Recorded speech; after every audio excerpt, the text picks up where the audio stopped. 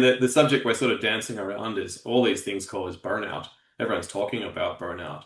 But you have some unique insights on burnout versus fatigue. Let us in on the insights that you've got from your perspective. Fatigue is wonderful. Fatigue is hopefully comes from type 2 fun, but it doesn't always, right? Type 2 fun is what we do, right? It's skinning up the side of a mountain in the wind and the sleet and knowing that it's hard. Um, and then maybe you get some wonderful turns out of it. Maybe you don't. Maybe you just get a beer at the end of the day, which happens not that infrequently. Fatigue gives us the feeling that we want to break. Burnout looks very different. And this is where I think a lot of people would recognize this once we say it. As a medical leader, I had to talk to a lot of people that behaved in very weird ways. They found themselves behaving in bizarre ways in the operating room, snapping at things that they wouldn't normally. They would bring that home. You might be upset with your pet more than you were happy you were, or with your spouse or your kids.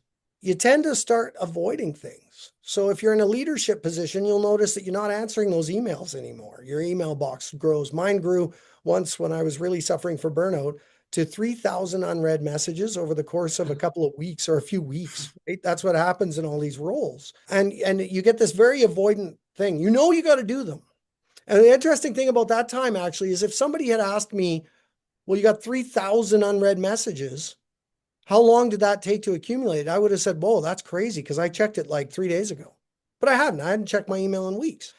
And rather than attack the people in that position, I've really learned like we need to explore where their life is at and where their work balance is at.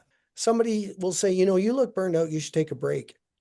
And all you can feel is contempt, right? You have this incredible feeling of contempt towards them. You're like, what are you talking about? I should take a break. That's not going to make things better. I'm going to feel so much worse if I take a break. That's like telling somebody who's a tired swimmer with their nose just above the water, trying desperately to be like, well, you're really tired. You should just stop paddling. Like, even sleep at night starts feeling like a burden because you're like, oh, I got to get stuff done. So those are some of the symptoms of burnout. And once you think about them, they're so different than fatigue.